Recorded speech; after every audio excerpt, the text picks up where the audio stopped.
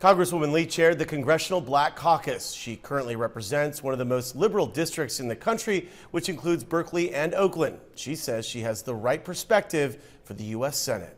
To do nothing has never been an option for me. Northern California Congresswoman Barbara Lee looking to fill the Senate seat left open by the late Dianne Feinstein.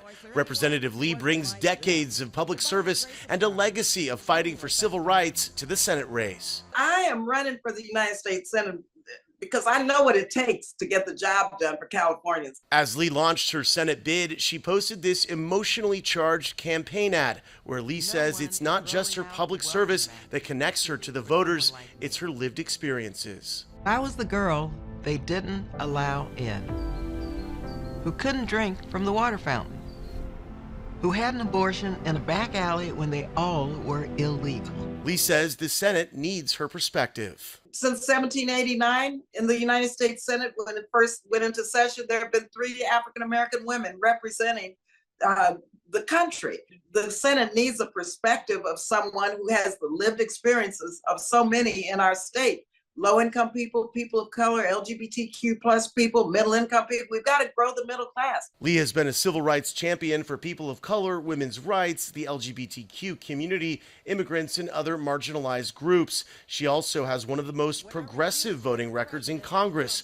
Right now, polling shows she has a fight on her hands. Lee's Democratic colleagues in Congress, Adam Schiff and Katie Porter, appear to be leading her. Republican Steve Garvey is also polling strong. I am firmly committed to winning this race and being in the top 2. My voice, my perspective, my experience is needed in the United States. And so many Californians, 40 million people, 20 million, one paycheck away from poverty.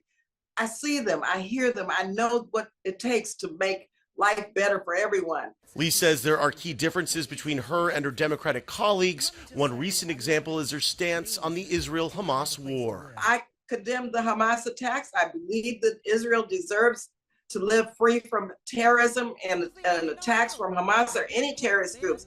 But I called for a permanent ceasefire because I don't believe that killing 28,000 people, that's catastrophic. That's not the path to a diplomatic and political solution. Lee's challenge, at least in Southern California, may be name recognition. She has a base in Northern California, but a lot of the voters are in Southern California. And unless you're politically engaged, you might not be terribly familiar with her record. She's trying to get her message out, but she's lagging the other candidates, the other Democratic candidates, in fundraising.